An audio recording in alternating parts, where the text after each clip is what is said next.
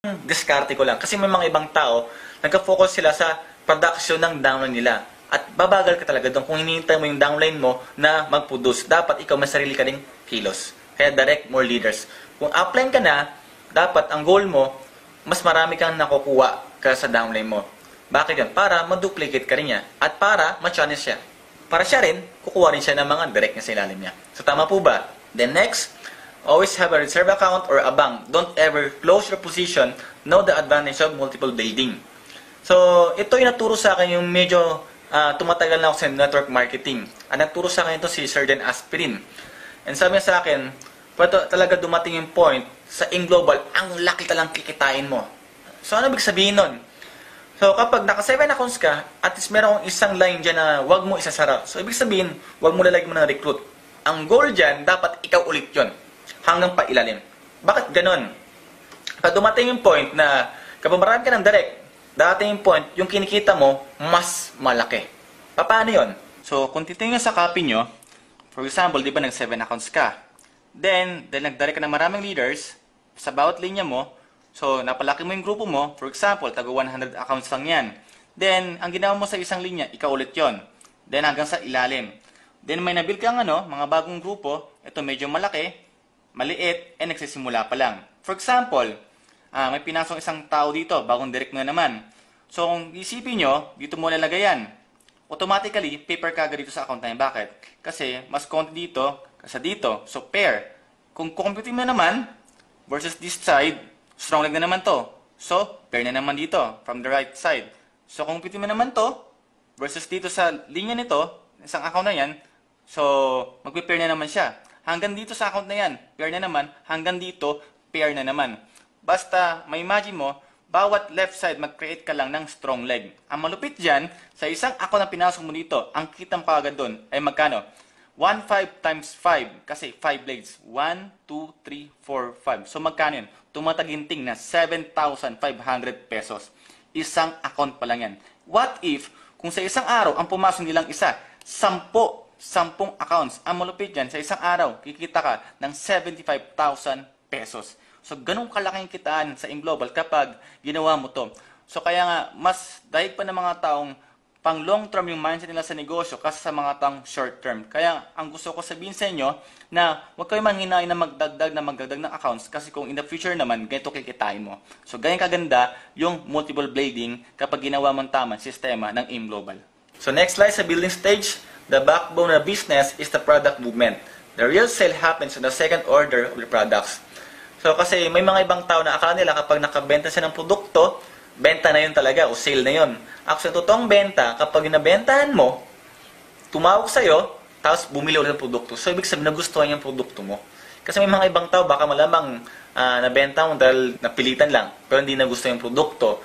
So, ang goal mo talaga, maging user siya ng produkto. So, kapag bumili siya ulit ng produkto sa'yo, lifetime na yung gagamit sa'yo. Okay? And yun ang malaking kitaan talaga. And kapag gusto niya talagang gusto at gusto niya makapag-discount, yun pa maging dahilan para mag-member siya. So, number 3, sa 4Ps, right product movement strategies. Be a heavy user of other products before you push them. Replace everything you use in your household with our products to be healthy and earn points. Totoo po yan. And nakakalungkot isipin pa minsan na kapag may mga ibang member, pinunta mo sa bahay, pagtingin mo sa bahay niya, ang kape, Nescafe. Ang chocolate drink, Milo pa. Ang toothpaste, Colgate pa. Ang supplement, ibang supplement pa. Centrum or Parmaton pa. So, dapat, lahat ng ginagamang produkto sa loob ng bahay mo, palitan mo talaga lahat yan. Para kapag may pumunta bang prospect dyan, mangyayari? Marirecruit mo yan, magtatanong, ano ba meron dyan? For example, akong linya ko, ano ba yung kape na yan? Ito yung healthy coffee. Alam mo ba, dati nagdi-Nescafe nga ako eh. Alam mo, napaka-unhealthy pala yun. Nalaman ko. Kaya nag-shift ako sa all natural. May health benefits pa siya. O talaga? So, kwenta-kwenta ka na. Hanggang bumili siya ng produkto sa'yo sa bahay mo. And, napaka-effective mo kasi no choice siya. Lalo na kapag nasa ng bahay mo, hindi makakatanggi kasi bisita mo siya eh. Ikaw yung may-ari ng bahay. Tama ba? So, goal nyo talaga, dapat, kung ako pupunta ako sa bahay nyo, dapat ang produkto mo, lahat produkto ng InGlobal. Okay? Next slide sa building stage. The best way to make a sale is not to sell, but to share your stories and testimonials about the product. Totoo po yan. And kasi mga ibang tao, inisip nila, dapat magaling ka mag-explain, mag-sales talk, or anything para makabenta ka. Hindi po totoo po yun. Ang kailangan mo lang, galing sa puso lang. Kwento mo lang kung anong nagawa ng produkto sa'yo, bakit ka natulungan yan, anong natulong yan sa pamilya mo, and you know what, yung tao maging sobrang interesado po yan. Kasi, sino ba namang ayaw hindi matulungan? Tama ba? Lalo na kapag bigyan mo pa siya, yung paggaling mo, pwede rin mangyari rin sa kanya. Lalo na kapag may sakit siya. Kaya nga, mas maganda, hindi lang story yung kolektahin mo, mas maganda story rin ng ibang tao. So, paano yan? Nakalagay dito, have your own personal story or testimony about your product and document it if possible. Yun talaga dapat gawin nyo, i-document mo. Kasi may mga ibang tao, gumaling nga, nakalimutan na i-document. Sayang, para kapag may kinausap ka, na mitikuloso talaga, may mapakita kang difference talaga. Mayroon kang sakit, for example, mataas yung pressure mo, tapos mataas rin yung sugar mo kasi diabetic ka. Gawin mo, lahat ng mga result mo before, kolektahin mo yan, tapos take mo yung product. Then, after 2 weeks, for sure, may resulta yun na maganda. Then, document mo rin. Tapos, pakita mo sa mga prospect mo. Alam mo, ang laki ng impact yun kapag pinakita mo yung difference.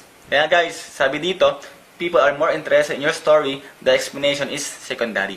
Totoo po yan. Kaya guys, di mo kailangan maging magaling mag-explain. Mag-explain ka lang kapag nagtanong na sila kung ano bang meron dyan. So, yun ang lagi kong mindset. Kapag ano bang meron dyan? So, bakit ang ganda-ganda yan? Tsaka ko explain. Kaya guys, ang sarap talaga yung business kapag, murong kwento-kwento lang talaga siya. So, isipin nyo, napakadali lang siya. Basta alam mo lang kung anong gagawin mo. So, parang example dito, ito yung mga taong natulungan namin sa Palawan na document namin yung kondisyon nila sa katawan nila. And mas maganda kung mapakita mo pa yun sa mga taong kakalala rin sila. Parang nangyari po sa akin sa Palawan, may natulungan pa ako na may sakit po na ilang taon na po yung matanda na hindi nakakabangon po. Kapitbahay po namin. And you know what? Pinatake namin ng product, yung complete lang yun na. After 2 weeks po nakabangon siya. Yung pala meron siyang gout arthritis. Then, alam ng mga churchmates nila na hindi na siya nakakabangon talaga. Tapos nagsimba. Alam lahat ng mga churchmate niya, nagtanong, ano ba nangyari sa'yo? Ba't ka gumaling? Then yun. Alam yun po, lahat sila, halos lahat bumili ng produkto na Global. So, for example, may mga kamag-anak ka na may sakit o kakalala ka, ako sa ginagawa ko, bibigyan ng sample ng produkto lang, kahit mga ilang capsule or pad lang, kasi doon pa lang kaagad, may effect na yon. At kapag nangyari yon, hindi ka na mga bayaran para sa akin, masaya na po ako basta makita ko yung tao, may difference sa kanya nangyari. Kaya next time yan, malamang bibili na yan ng produkto sa'yo. Tama ba? So, next slide again, sa building stage. In every achievement, there's always a science behind it. You just have to know and apply it. Totoo po yan. Na sa lahat ng achievement, meron po yung explanation, may science po yan. So, ibig sabihin nito, lahat ng nangyayari sa buhay natin, lahat yan may science o may explanation. Dapat alam mo lang yon at i-apply mo. So, meron tayong sinusunod na success formula. Ito po sinusunod ko, yung first year ko sa Global. You know what? Expected po talaga sa akin, even sa mga leaders ko. Number 4, yung right planning or goal setting, ito po yan. Gusto ko malaman nyo ang totoong ibig sabihin ng goal. This is very important. Aim higher than others and believe you can achieve it because 95% of people don't know how to set their goals. That's why only few people get results. Ito, yung narinig ko po yan sa isang trainer na Global na, grabe no, kaya pala 95% ng mga tao sa buong mundo, hindi na ako yung mga gusto sa buhay kasi hindi na sila nag-goal talaga. Hindi sila marunong mag-set ng goal ng tama. And kapag tinan mo nga, sample na lang tinan mo yung kaibigan mo, kaklala mo, so pare, anong plano mo next year? Anong plano mo sa buhay mo after 5 to 10 years? Ang sagot nila, hindi ko alam Wala na. Doon pa lang po sablay na yon. Ang taong may goal talaga sa buhay nila, kapag tanong mo sila, anong goal mo by next year? Ang goal mo by after 3 to 5 years or 10 years? May sagot sila. Parang isang mayari ng kumpanya, kapag tanong mo siya, anong vision mo sa kumpanya after 1 year? May mga sagot sila. Kaya, naging successful sila. Kasi may goal sila.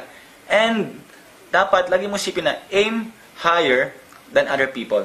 Kasi, may mga ibang tao nag-goal set, pero mababa lang.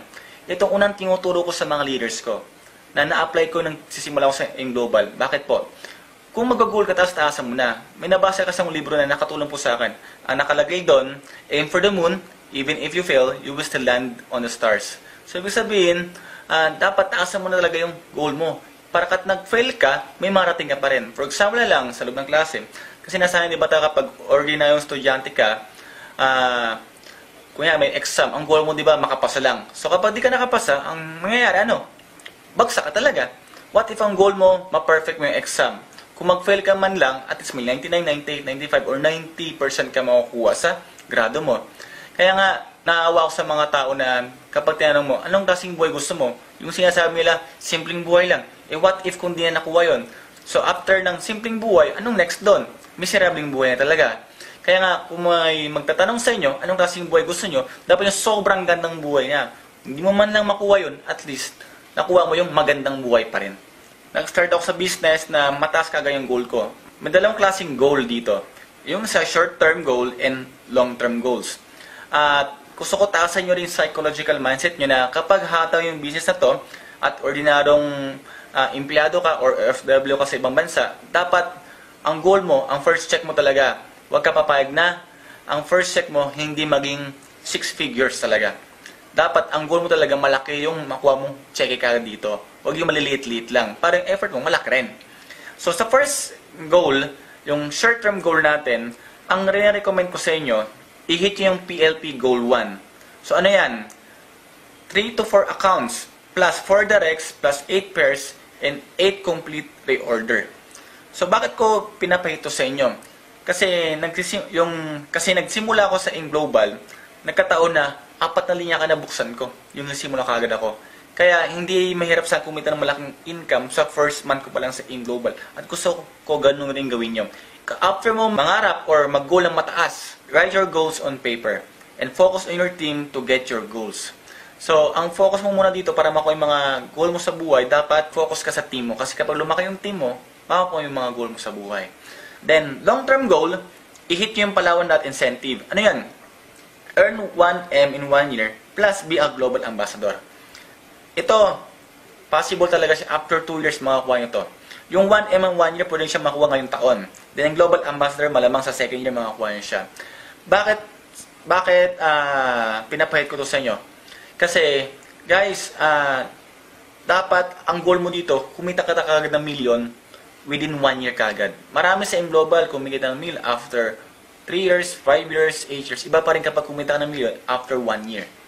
And dapat i-hit nyo yung short-term and long-term goals na to. At ayaw ko guys makarinig na, okay lang kung ma-hit muna yan yung PLP Goal 1 or yung Palawan Lot Incentive. Ayaw ko makarinig ng ganun. Bakit? Kasi, guys, kaya pumasok ko nga dito para magkaroon ng winner mindset. Ano mga may winner mindset, kapag may pinapahit na goals sa kanila, they will do whatever it takes para makuha yon. Okay? So, kung gusto magbagong buhay mo, ganun kaagad ang dapat maging mindset mo. So, before tayo matapos sa goal, baka mapansin bakit ang pinapahitang sa akin i-apply sa long-term goals ko, yung 1M in 1 year. Kasi naniwala ako sa domino effect na goal setting. Ang domino effect goal setting. Kasi, for example, kahit di ka mag-goal ng kotse, bahay, lupa, kapag kumita ka ng million, mabili mo yun eh. Kasi mag-goal ka muna ng kotse, lupa, tapos hindi ka pa kumikita ng million, mahirap talaga yan, maging imposible siya. So, yun ang naging effective sa akin na domino goal setting. Isa lang hit mo, lahat tatamaan yun. Okay? Kahit nakuha yung sinasabi ko? Parang for example na lang, kunyari na hit mo na yung 1M1 year, ano next goal mo? Dapat next goal mo maging top earner ng InGlobal. So, kung ginogol mo maging top earner ng InGlobal, maging part ng top 20, for sure, ang maging income mo yung mga 500,000 na to 1 million pesos per month. So, kat ayaw mo ng sports car, makakabilang ka ng sports car. Kat ayaw mo ng mansion, makakabili ka ng mansion. Kat ayaw makapunta ng ibang makakapunta ka doon kasi may pera ka na. So, ang ginol mo, isa lang. So, guys, yun ang perfect way how to set a goal. So, yung domino effect. So, additional information lang yun sa inyo sa mga nagsimula. Okay? So, next slide sa building stage. Your treatment to the business will determine your income. If you treat this as a big-time business, this will generate you a big-time income. Totoo po yan na kung anong treatment mo dito sa negosyo na to, doon nagbabase talaga kung anong effort nalabas sa'yo, kung anong lumabas sa effort sa'yo, doon din nalabas kung magkano income yung makukuha mo. And I've seen so many people and things sa networking small time, parang, alam mo, parang nag-join lang sila, dahil na-convince lang sila, and hindi nila treat ito as seryosong business. You know what, sila mga tipong tao na hindi kumikita talaga. Ako, pagpasok ko sa negosyo na to, ang mindset ko, feeling ko, ang ninabas ko, million. Para yung effort ko, ano nangyari? Grabe talaga, sineryoso ko talaga. Kasi ayaw ko pumayag rin na yung million ko will gone to waste. Isa mindset lang. Kasi wala nakitang tao na hindi sineryoso ang negosyo kung malaki ang kapital nila. Tama po ba? So kasi may mga ibang tao, ang problema na sa AIM Global, ano yung nabas ko, 8,000, okay lang, mag-quit lang ako dito. Kasi yung 8,000 naman yan, kung empleyado ako, next month, pwede kami sakitain. Tama ba? So, ang gawin nyo, isipin mo, para kang big time na negosyante, na ang capital mo, malakas sa negosyo na ito. And good thing dito sa negosyo na to, in reality, mali lang talaga capital natin. Pero ang income, pang big time business. Okay? Tama po ba? So, gano'n ka-importante yung quote na yon? Gusto ko lang dagdag lang sa inyo. For example na lang, isipin nyo si Henry C. Si Henry C. ang negosyo before sari-sari store. And marami kayong mga sigurong taong na may sari-sari store din. Malamang sa barangay nyo, sa lugar nyo, may sari-sari store din. Pero yung mga may sari-sari store na yun, yumangan ba sila? Malamang hindi pa ngayon. Pero isipin mo, yan ang negosyo before ni Henry C. Nagkataon lang ng mindset niya, pang big time. Na inisip niya, yung sari-sari store na to balang araw lalaki siya. Ang goal niya, magkaroon ng malaking mall talaga. Naging mega mall. After that, naging Mall of Asia. And ngayon, ang dami ng mararaming mall sa buong Pilipinas. At ngayon, mag-expand pa siya sa ibang, bansa. So, gusto ko sabihin sa inyo na yung treatment mo sa negosyo nito, dapat sa simula pa lang tama na. Kasi kung big time ang tingin mo sa negosyo nito, pagpupuyatan mo to, pag-aaralan mo to, you will give an extra effort para hindi ka talaga sumabay sa negosyo nito. Hindi ka papayag na walang mangyari sa dito. Para isang malaking negosyante, hindi siya papayag na malugi siya negosyo niya kasi malaki yung tinaya niya. So, ganun lang po. Ganun ang tamang mindset sa negosyo na to. This is your map to success. Every big business that succeeded had a plan that they followed. No building was ever constructed without a blueprint or a written plan. As a networker, you should